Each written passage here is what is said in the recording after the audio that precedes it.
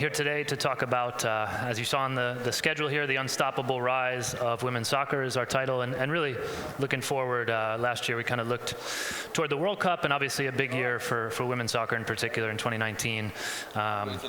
So going to look forward even more so now and see how we kind of build on that momentum. So Amanda Duffy here, NWSL president, who joins us again. We've got Joe Barnes from Bud Light Sports Director of Sports Marketing, and Budweiser obviously just recently did a big deal with the NWSL. Karina LeBlanc, the head of women's football for Concacaf. Outside. Front row fans here, and Yael Averbush, NWSL Players Association Executive Director. There you go. So, a big year that was, and I think a lot of folks in this room are probably aware of, what happened at the World Cup and some of what's happened since. So the actual facts and figures we'll kind of mention, but really want to look at what they mean and what they mean going forward. So, last year we previewed the World Cup. I think we had high hopes, all of us, and I think for the most part, I think all of those were met. We know what happened with the U.S. winning. Some quick figures for you guys. The over 1 billion viewers, television viewers, according to FIFA for the World Cup, over 1 million in attendance. I think an all-around success in France. So the question being, what now? And I think I want to start with Karina, who played. This was your first World Cup that you weren't playing in about 20 years or so. Way to age me. But you said to me, you played in 5 of these, and you thought that this was the best yet. Why was that? Absolutely. I think it was the biggest, the strongest, the deepest. It had the greatest impact because these women became household names, and they weren't just playing for their performance on the field. They were playing to be game changers in this world. And I think it wasn't just the U.S. team. You had Italy, you had the Dutch, you had women stepping up not only to playing for their country, but they understood what it meant to play for their country. And you saw teams that most people didn't even know of make the Elite Eight. And as we can attest to here, the impact it had was huge. It was no longer that they were inspiring just soccer players. They were inspiring women, men. You saw sold out stadiums. And, you came back, especially here to North America, and people were talking about what these women did and how it impacted them. And I just think it's grown the game. It's pushed the professional league in every sense. And I just think it's been the best World Cup yet. And as a former player, and so is with the IL, you're just proud of where the game's gone because you want to leave the game in a better place than you came into it. And I think we can all say it's in the best place it's ever been. Yeah, and want to talk a bit about the World Cup and then looking forward to what it means. And we were talking, Karina, about the momentum of it and your role here. CONCACAF, head of women's football, you've got a strategy that you're rolling out, you've rolled out, and now looking forward to 2020. I think you've got something for us on the screen here in a moment. What's that strategy look like in terms of, we've seen this, we've talked about it before, there's our logo. Woo! Look at that! Yeah! Just kidding. What's that look like for you in a confederation where you've got the World Cup champs, 2-time World Cup champs, and you've got a lot of different realities for everybody of how do you keep that momentum going for all member associations, and what are you guys working on? It was difficult to put together a strategy because it's 41 countries. It's not just the U.S. and Canada and Mexico. So you're looking at 41 different realities. So we sat down and we said, what is it where we could have the greatest impact? And it wasn't just about women's football. It was how could we use women's football to change the lives of girls across the board? And what you just saw up there was it's our brand strategy. You guys are the first ever to see it. There you go. Woo! But we're gonna we have the Olympic qualifiers coming up, which are the top 2 teams go through that. So we're really gonna launch it then. But it's for us to understand that we needed to change the perception across the entire region, including here in the U.S. We needed to build foundations and partnerships, and we need to grow participation. So I think it was just about first seeking to listen and understand before wanting to be understood. And now we're pretty confident with the strategy we've gone out that we truly can use this game to change lives of women, young girls, but everybody. And everybody plays a part, including the people here today.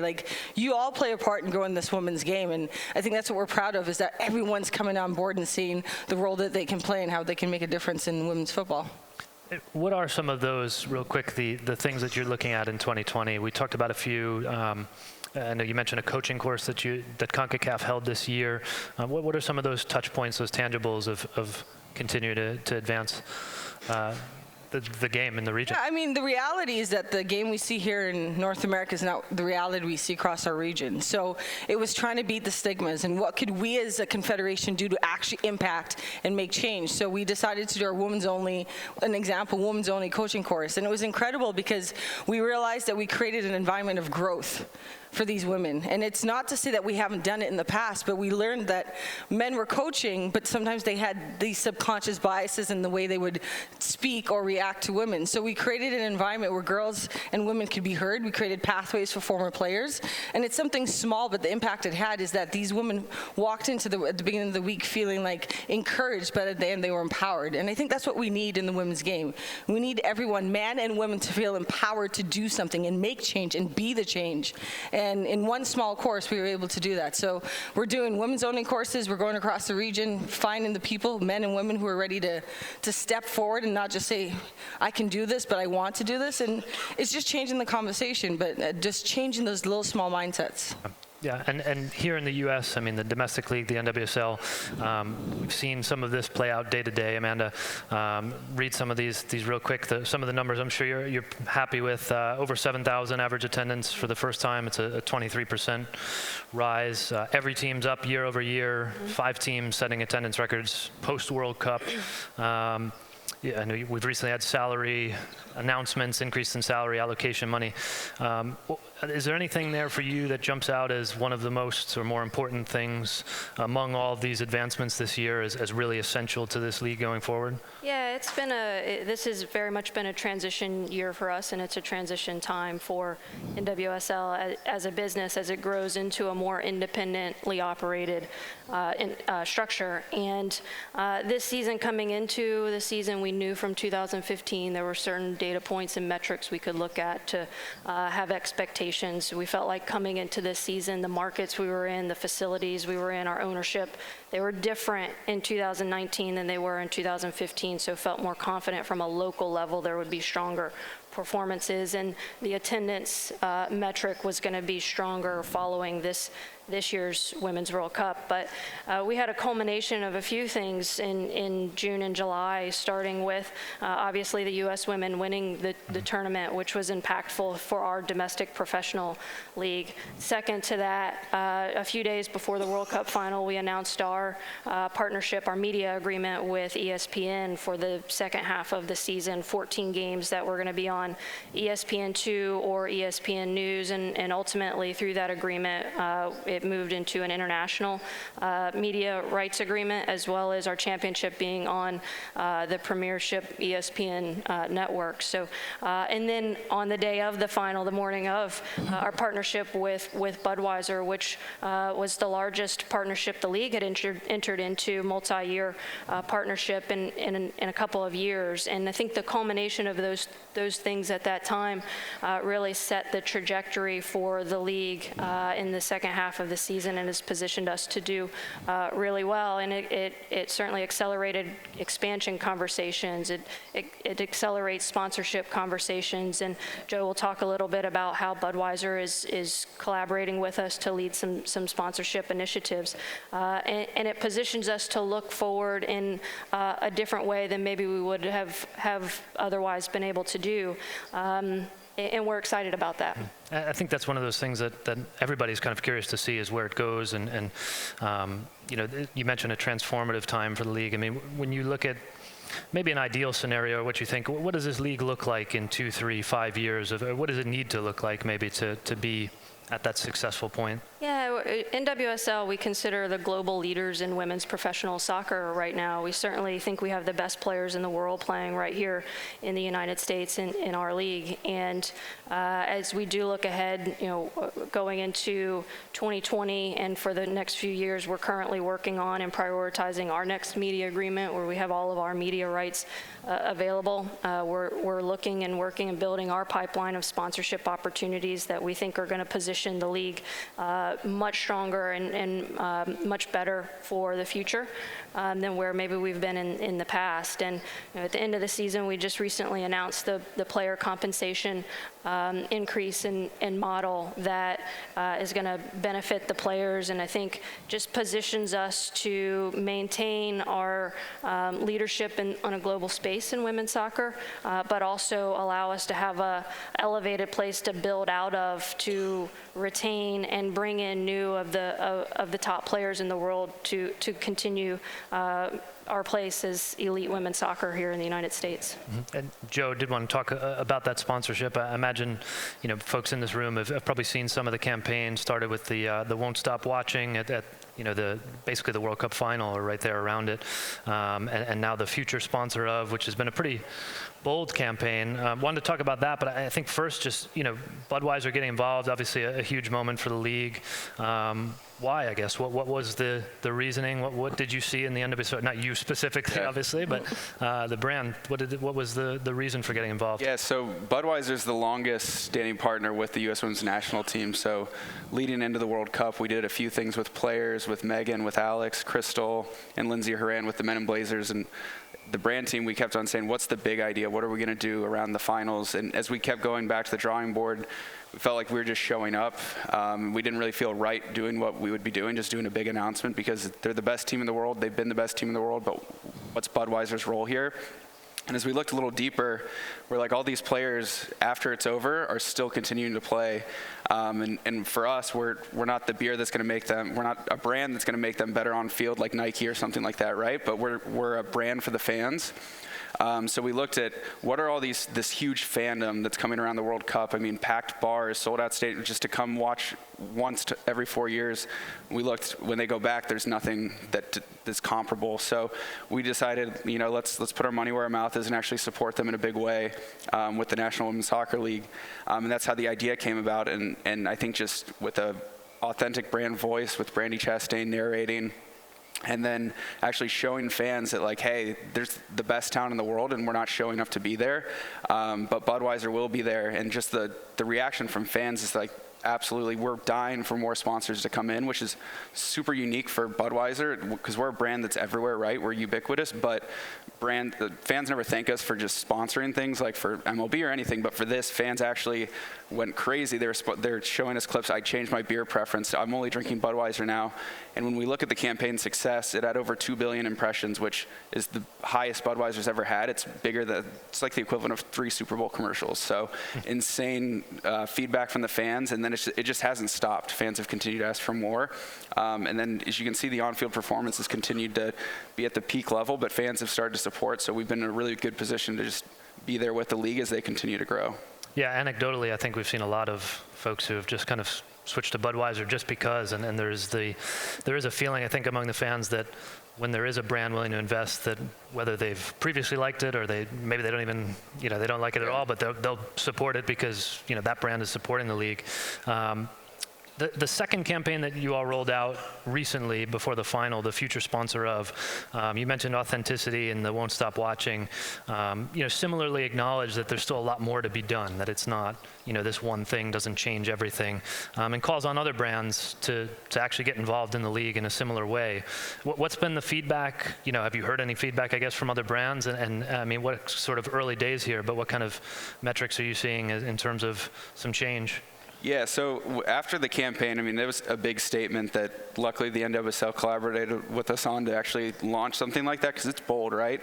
And we realized that we couldn't just back off after that, so what do we do next? And as we were looking at the league, there's just not a lot of other partners, especially compared to other soccer organizations and even the women's national team. So when we worked with our partners and the brand teams, the agencies, were like, what could we do next? And we just really thought boldly, if we serve up an ad for them, will other sponsors join in? So that's where we use the most recognizable voice, Megan Rapinoe, to help tell the story. And feedback's been great. So obviously everyone in this room does sponsorship deals. Those things take a lot of time. But there's a lot of interest from a lot of great brands that we work with in a bunch of other sports that I think over the next 6 months leading into the season start, we'll be seeing some announcements coming out of that. Okay, news soon, maybe. Maybe some future sponsors in the room Maybe. here. Yael, you've seen this through the years, through multiple leagues, and we're at a point now, an inflection point of sorts. A lot of growth, but still, a lot to still do on a player perspective. Some of these increases, I'll just read them for folks, the brief version of them. 2020 rules for NWSL: minimum salary has gone up, maximum $300,000 in allocation money for each team to spend on bigger stars over the cap, very much like MLS. And I think the key thing to me is the increases to these salaries affect every single player in the league, not just a top end or even bottom end. How important is that everybody is seeing some of this after years where the league started and the salary was $6,000 for minimum. That's changed up to 20 now. It's how important is that to see every player affected? Yeah, I think this has been a really unique aftermath of the World Cup, and I know this having felt it as a player, and I think, Karina, you can probably agree, that even after the 2015 World Cup, we saw a spike with the league, but as a player who wasn't part of the World Cup, and now in representing a group of players who weren't there, and some of our members were there, but it's really interesting to see the whole "we won't stop watching" has been incredibly huge for NWSL as a whole, I think. And that is the feeling as players that we want, and I think that the league needs, is that it's about, there's this pinnacle event that happens in the world of football every 4 years. But what happens quite often in the women's game, and what has happened in the past, is that after that, there's a very steep drop-off in terms of the attention surrounding it and the actual impact on every single player in the game outside of those top 23 players who just won the World Cup. So for me, as a player myself, and now speaking on behalf of the NWSL players who maybe didn't directly feel the impact of having won a World Cup themselves, I think seeing things having to do with the compensation changes moving forward, it's opening the door for all players to benefit from these positive changes. And just going back again to the "we won't stop watching," I think that's incredibly important, because that's the feeling that that has often been pervasive surrounding a World Cup, Olympics, is that everyone else says, okay, well, what about us? Your star players come back to your team, and they're known as U.S. women's national team players. But now Megan Rapinoe is known as a Reign FC player. And I think we've seen that across the board. That's just one example. But that is so important, that these players who we see on the world stage are then known as NWSL players who play with and against other world-class players all the time, whose names need to be known as well. What for you? We're seeing this worldwide with things going on in multiple countries of players looking for better playing standards and salaries among them. What is something that you see as a player, maybe not just the NWSL, but on a global perspective, that is still one of the biggest needs in terms of advancement of the player life and professionalism? Yeah, I would say that the biggest thing is stability, and I'll speak specifically to NWSL, and I felt this myself as a player, and this is something that Amanda is not unfamiliar with, because as a player group, we want to be collaborators in the process and the progress that our league needs to make. We're still in very early stages, and it will be a long road to continue the progress, and we want to be part of that. For the players, above salary, above a lot of the things that you would immediately think of as a Players Association's #1 concerns, the stability of our players' lives and their ability to create a life in the community in which they play, to have an off-season home, to have a second source of income potentially as it takes time for salaries to increase, to have opportunities for continuing education, to connect with the communities in their markets, which will then bring fans to the games. Those things are so incredibly important. There's a huge emotional toll on the players that comes with moving every 6 months to potentially relocate to your team's market and then to wherever your home base is, and just with the idea and the understanding that it will take time for these salaries to go up, to be able to continue your development off the field in a professional sense is so important for these players. So that's a huge focus of ours, is to work with the league to continue the progress, but also to support our members to have stable careers that they feel really positive about alongside what happens on the field. Can I add to that? Hey, you were smiling a bit, I saw it. I think the big thing is that the role that we all play, right? So you talked about communities, but it's like, and I said this last year too, everyone in this room plays a role for a women's football player. Because it's if you're a sponsor, which you guys have done, you stepped up, and I love the campaign. If you're in administration in any way, shape, or form, if you're even in this room, you've showed up for women's football, but this can't be it. We all play our part. We all need to take it home. We all need to either invest in players or invest in young girls in the community. But every single person who watched a women's football game this summer, every single person who's sitting in this room, whether you do it for your daughter, your wife, your sister, we all play our part. And we can all be advocates in growing this game. And this is how we build off of the momentum. It's not like great job and then it's our job. It's great job. What can I do personally to help grow this game and move it forward? And when we take that accountability, then women's football can actually get to where it's meant to be. Yeah, Thanks. that's it. I think that's 2 years in a row you've gotten Yeah, I mean, ovation here. don't embarrass me. Coming up, we're only a couple months here from Olympic qualifying, which I know is, yes, another clap. We had somebody, we put out a little call for questions on Twitter, and one of them was about an Olympic break for the league, which I think I can confidently answer there'd be something, is my guess. But maybe more so to the point we're talking about here, another major tournament year next year. Is 2021 to you, Amanda, one of the bigger tests in terms of there is not the major tournament that's traditionally I think we've called them down years, which you hope they're not down years, but they're not the attention on that international scale. I mean, what do you do to kind of get to that point where that country, the support for country kind of does trickle to the league level? Yeah, I think I think about it in a way that the league is a day in and day out annual operation, and providing the platform and the opportunity for our players to develop and to have the opportunity to play elite football in the United States in a professional capacity is important to the overall growth and of the sport in the United States and globally. And these are opportunities with the World Cup or with the Olympics to accelerate certain conversations or accelerate and build off of the visibility and engagement that happens on a global scale. But the work that needs to happen and the investment that needs to happen from owners, from partners, from various stakeholders in the industry that will continue to drive the business forward is really what's going to make this league successful and allow us to continue to build towards our North Star of what we want this league to be and how we want it to look in a year-over-year basis versus just what we see happening in tournament years. Mm-hmm. What are some of those challenges too for you in terms of how you're looking ahead and obviously an important off season for you guys? What are some of the challenges that you're looking at in the short and maybe long term in terms of the sport and the league?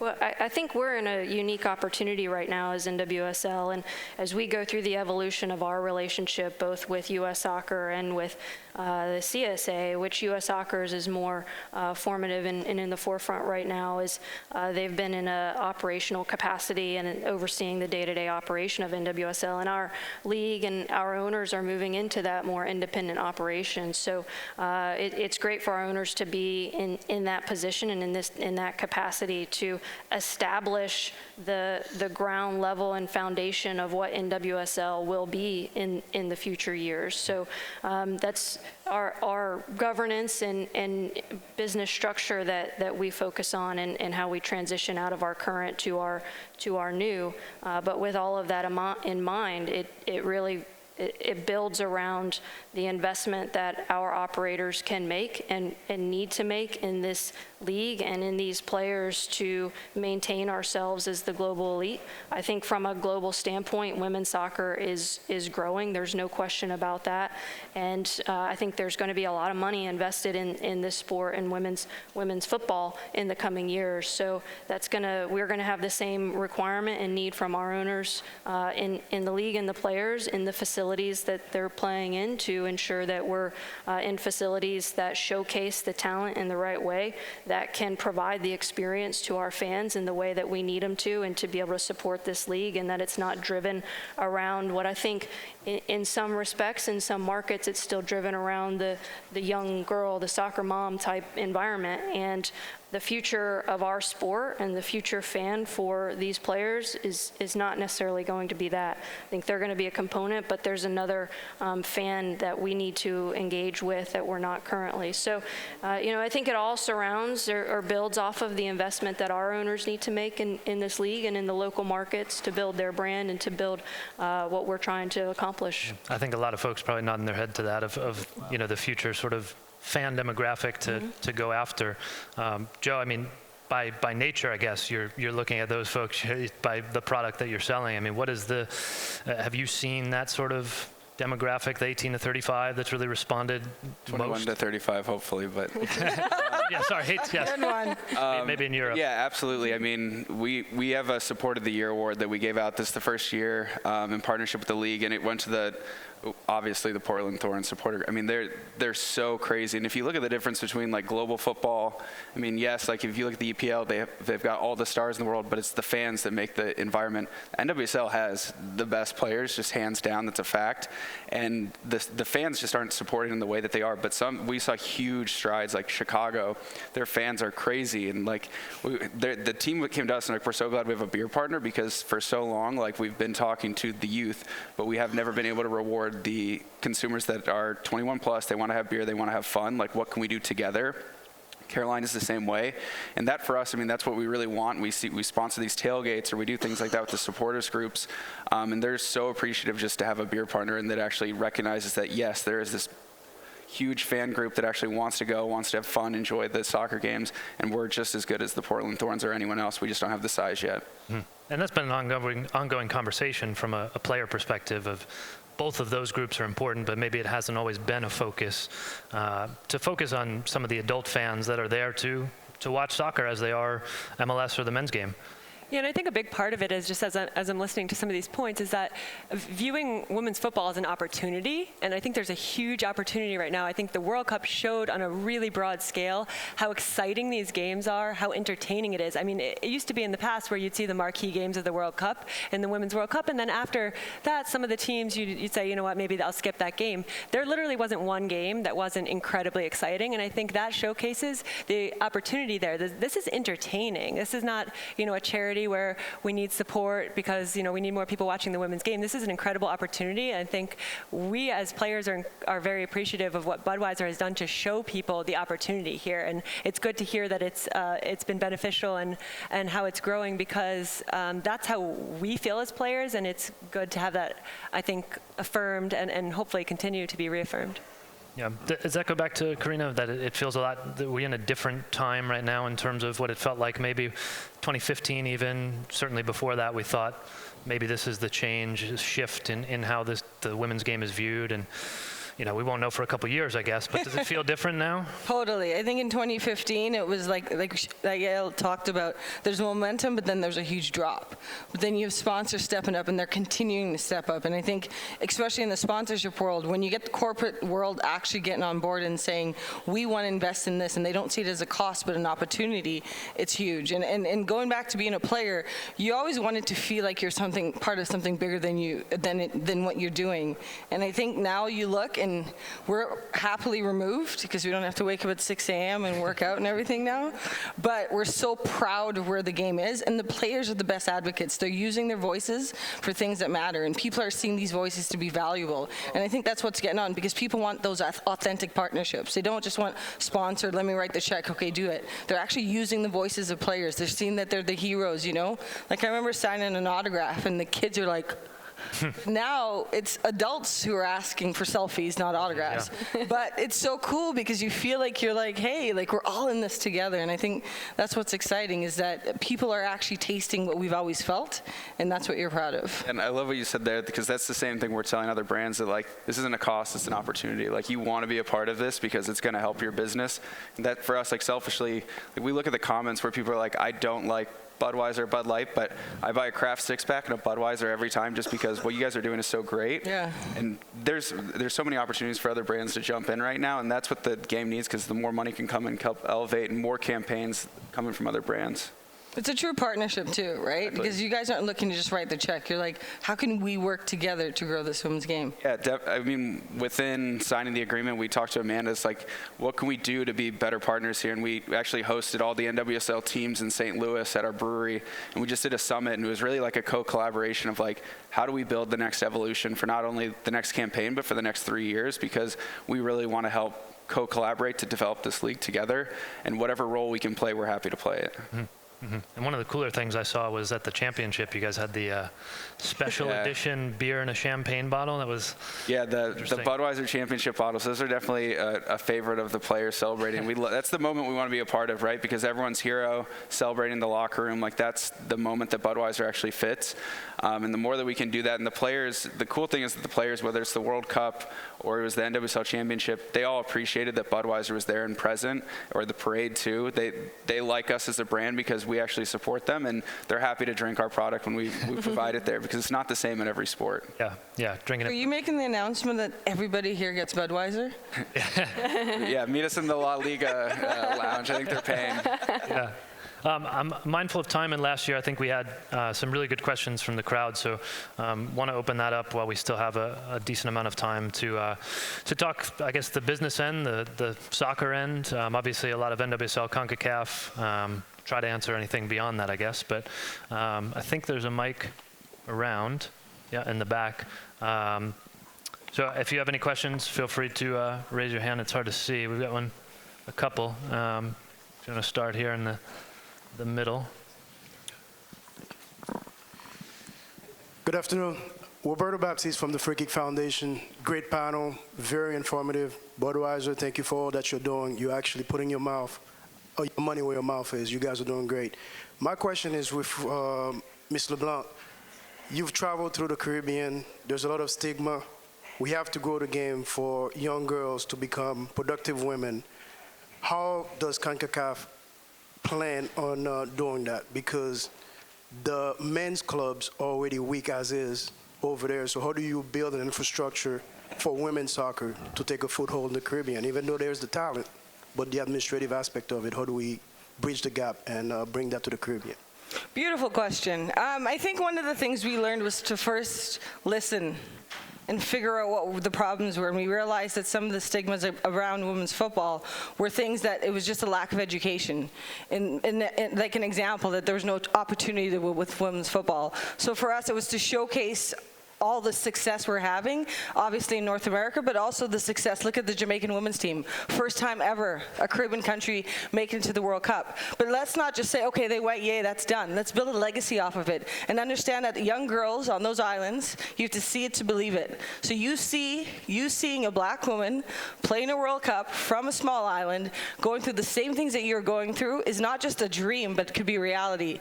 So it's really using those stories to showcase it, but starting developing. We have programs going in. Like right now, we just did the women's only Concacaf D license. It was huge. I just talked about it earlier. But also building partnerships and those relationships. So countries like St. Kitts, or like any of these countries that haven't been to the big events, can now know that it's reality. And next year, in 2020, is our year of women's football. We have U20, U17, with Olympic qualifiers, we have U15.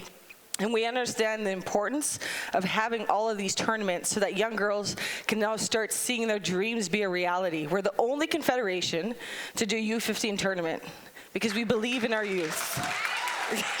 Look at that. But it's not necessarily looking at what's failing on the men's side. It's figuring out a way to make space and find a breath of fresh air on the women's side. And instead of going up and saying, here's another thing that's another cost for you, Mr. President, rather than here's an opportunity and a chance to build your legacy on the women's side. So it's just how we're approaching it. But we're open, we're listening, we're learning. We fail sometimes, trust me, we're not perfect, but we're definitely in the goal of improving lives through women's football. Got a couple more questions in the middle there. Let's take both of these in the middle here. Hi, my name is Tony. I'm with America Scores. So we provide free soccer programming to thousands of girls across the country. one of the best moments from this past year was when we got to bring a lot of our girls out to a sold-out Audi field twice to see the Washington Spirit play there. But still, even after those great moments, our girls are facing some of the same access issues from a pay-to-play and not being able to afford to play standpoint that the boys and all youth playing soccer in this country are. So I know there are many injustices on the women's side of the game, but what can women's professional soccer do to help combat the access and pay-to-play problem for girls' youth soccer? I think it's a great question, and it's the structure of the sport at the youth level in the United States right now, unfortunately, and that's the model that I think we've all come through as players in growing into the elite positions. I think first, having the professional league is one that's of utmost importance to ensure that the league exists and ensure there's stability around it, ensure there's sustainability around it, the investment that's going to happen, the partners that we're going to work with to elevate the viability and opportunities that come with it. As we as a league think about it and think about the youth model that will feed into the elite professional landscape, it's one that we pay attention to, and one that we feel like as our position grows and stabilizes and the investment levels and partnership levels continue to increase, that the opportunities to impact that model or influence that model are going to be at our opportunity and fingertips to influence. Yeah. I'll just add to that briefly. I think a really important piece, too, is to get more women involved in all areas of the game. So right now, as a professional player, often the players think, okay, well, I can play, I can coach, and maybe in their mind there's a couple other career paths. There's so many career paths having to do with youth development, setting up youth programming, being thought leaders in the field, owning teams, investing in the game. And if that is done by women, then the girls and women's programs will be taken into account, and I believe some of those things will start to improve. But we don't have enough women working in all areas of the game, from the youth all the way up to even in NWSL. I wish there were more women GMs, women coaches, women ownership of teams, and we're starting to see that in the men's game, even women coming in, but we need more women staying involved in the game. And my hope is, through our work with the Players Association, is to empower some of these current professional players to stay very involved in the game moving forward and hopefully have an impact from the grassroots level all the way to the top. And to that point also, just to highlight, because we also, in collaboration with U.S. Soccer, have hosted a C license course for NWSL players to earn their C license in that course, given the time constraints and financial constraints of taking that course. But also, one of the most exciting components of our partnership with Budweiser is an internship program that they're offering to NWSL players this off-season, and one that we'll build on, and one that, in conversations that we have with other corporate partners, is the same element, as that does allow the players in that off-season period to engage in other development type opportunities for their career post soccer. I think just to add to that too is, as former players, I think the only path we thought was in coaching when you retired. And it's creating those pathways. I know at Concacaf we're creating pathways for players, administrations, and it's literally, again, coming back to you guys, is opening those doors for former players. You know, I know Concacaf took a huge leap on me. I'd been playing soccer for 20 years for my country. What do I have in this position? But in having women and mentors being along the path, but then taking that chance on that player who may not have those areas of expertise, but we know that you have the drive. These players have the want. They want to be successful in life. They just need people to give them the opportunity. So again, it comes back to you guys to open the doors to these players, because coaching is great, but it's not the only pathway for players. And we're not in coaching, and it's probably better for well, you are, technically. But it's probably better for the world we're not. But I think we're in a place where we are where we're meant to be, but we need people to open the door and not just say, go ahead, open the door and help us walk through it. And this is what these athletes need. If you go to any NWSL team, or I know Bordeaux's here, any professional team overseas, you take these women and you give them an opportunity, they're going to just jump into it and dive into it and really be so grateful for it. So again, it comes back to everybody playing a part of this, but I think what Yael said is very important, to have women in these positions, but also men see the value of women in these positions. I think we had one more here. Time for one more in the middle. Hello. Well, first of all, thank you all for everything you do for women's soccer. I'm currently playing professionally, actually, in Colombia. So it means a lot. Thank you. Thanks, man. So it means a lot to me on a personal level. I think it's a no-brainer that women's soccer is growing thanks to people like you guys, and the league here is one of the strongest in the world. I'm curious, given that I play in Colombia, where the league is really just getting started, and there's a lot to do in terms of the season length and contracts, et cetera. Curious about your advice for, I guess, federations and organizers in countries that are just starting, like Argentina, Colombia. I assume a lot of the Caribbean countries that you cover, Karina, as well, to get started, right? Because there's a league, but maybe the contracts are 3 months, 4 months, the season doesn't last long, so, players like me are in Orlando or in Miami while they're not in season. So my question would be, what advice would you guys have for the organizers, and then for players like me, how can we impact, not just the league next year, but down the road for future generations? So thanks. Yeah. You can start. For me, the leading point is you have to invest first and foremost, and you have to be able to invest deeply in the sport and the athletes for this to be successful. And in any of the countries are going to vary in their starting model, but I think the investment's going to drive how the league is able to be shaped and how the players are really going to be able to thrive in the environments and develop in those environments that they're placed in. I would say from a player's perspective, I think you guys are your biggest advocates, and that's always true from a player's front. The players are the most important commodity in a sports league. The league cannot exist without the players. So it may seem like a huge uphill battle, and at times, we always talk is that although in the U.S. we're further ahead than a lot of places, we still have a massive uphill battle. But I think as a players group, to organize yourselves and figure out what's important to you within the current constructs and how can you take baby steps forward is hugely important. And I know we've received a lot of help from other players' associations showing us how they went about it, and we also are happy to help any group that's starting up, because I think it's just important to have the communication to understand what the experience is like for players on different teams, to gather that information and to be able to communicate well to the people running the league about what's important to the players and where things maybe need to be addressed. And I think both of us were players who would also be in the front office. Asking questions and learning, because as players you think you know so much, but then when you put on the other hat, you're like, wow, there's so much I don't know. But using your voice is just as Yael said, but try to have a seat at the table. And don't be at this table being like, we need this, we need that. But be at the table listening and be like, you know what, hey, maybe this would be valuable, because some countries they're starting at 3 months, but then that small win is 4 months, and that small win is 5 months, and then FIFA, they've put out the announcement, hopefully we'll have a nationwide global league where it would mean that countries now have to mandate that they have to play 6 months. So you have to take the little wins to get there, but don't just expect we're at 3 months and we're going to get to 6 months, because there's a lot of red tape you have to go through. But being a voice at the table is important. Like Yael said, just use your voice, but then also learn so that you can help it grow in your country. Awesome, thank you.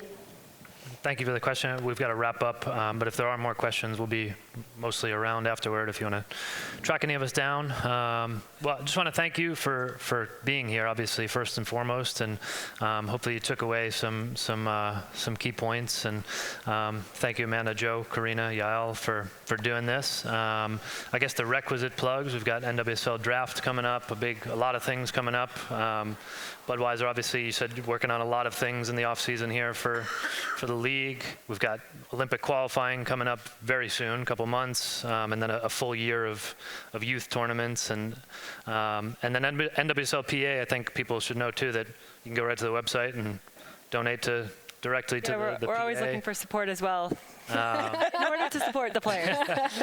And I'll do my own plug for if you go to equalizersoccer.com/subscribe and put in Soccerex, you can get a free month to see what we're about, covering the game. Well, just got about 30 seconds left, so thank you everybody for doing this. And if there are more questions, we'll be around and we can chat later. But thank you.